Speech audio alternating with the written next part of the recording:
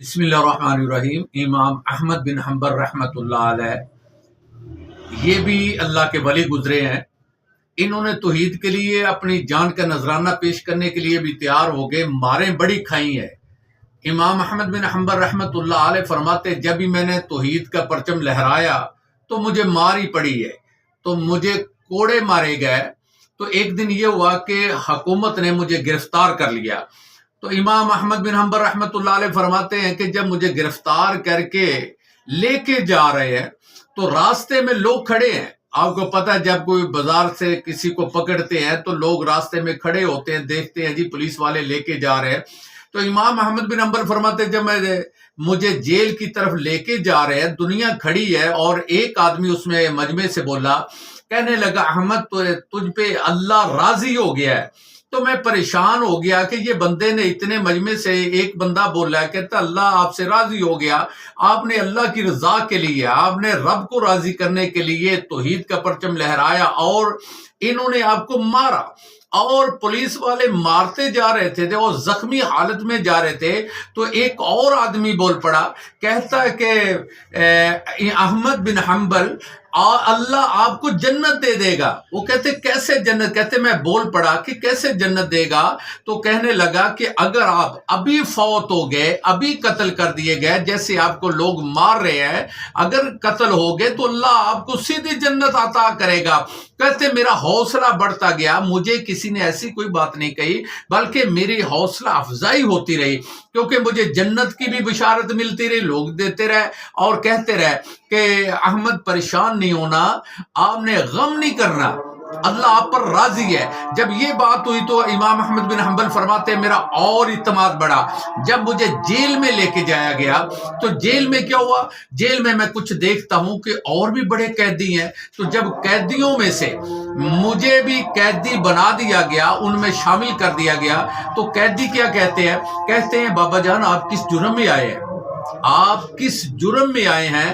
تو امام احمد بن حنبل رحمۃ اللہ علیہ فرماتے ہیں میں نے اللہ کی توحید بیان کی اس لیے میں آیا ہوں اور نبی کائنات صلی اللہ علیہ وسلم پر درود و سلام بھیجتا ہوں، نبی کی رسالت کا اعلان کرتا ہوں، اس لیے میں جیل میں آیا۔ تو قیدی کیا کہنے لگے؟ کہتے امام احمد بن حنبل پریشان کیوں ہو گئے؟ غم نہ کر، ان اللہ معنا، اللہ ساتھ ہے۔ جب یہ بات آ گئی لا تحزن، غم نہ کر، ان اللہ معنا، اللہ ہمارے ساتھ ہے، پریشان نہیں ہونا۔ تو امام احمد بن حنبل فرماتے میرا اور اعتماد بڑھ گیا۔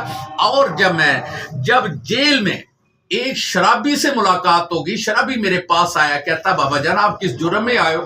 اکثر آپ نے دیکھا ہوگا جب کوئی نیا قیدی جاتا ہے جیل میں تو پرانے جو جیل میں قید ہوتے ہیں، جو حوالاتی ہوتے ہیں یا قیدی ہوتے ہیں، وہ پوچھتے ہیں بھائی آپ کس جرم میں آئے؟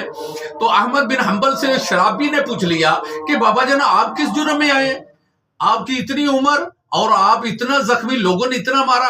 تو احمد بن حنبل فرماتے ہیں، کہتے ہیں کہ اللہ کے بندے آپ کس جرم میں ہو؟ کہتا ہے میں تو شراب میں ہوں۔ فرمایا تو میں تو اللہ کی توحید بیان کرتا کرتا، مارے کھاتا کھاتا، کوڑے کھاتا کھاتا میں ادھر آؤں۔ تو شرابی کیا کہتا ہے؟ میں نے بھی کوڑے کھائے ہیں، مختلف اوقات میں مجھے کوڑے مارے جاتے ہیں اور میں نے کوڑے کھائے ہیں شراب پینے کی وجہ سے، شرابی ہونے کی وجہ سے، اور آپ نے کوڑے کھائے ہیں کہ اللہ کی توحید کے لیے، نبی کائنات کی رسالت کے لیے، اور اللہ تو آپ سے راضی ہے۔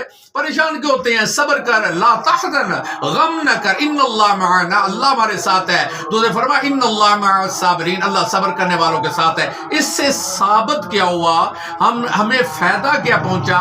تو احمد بن حنبل سے پوچھ لیتے ہیں کہ آپ کو فائدہ کیسے پہنچا؟ تو امام احمد بن حنبل فرماتے ہیں مجھے جیل میں لے کر جانے کے وقت اور جیل کے اندر رہ کر میں نے یہ کچھ فائدہ حاصل کیا کہ میرا اعتماد بڑھا، میرا صبر جو ہے وہ اور پکا ہو گیا، میں نے صبر کرنا شروع کر دیا تو اللہ پاک نے مجھے رہائی بھی عطا کر دی ہے۔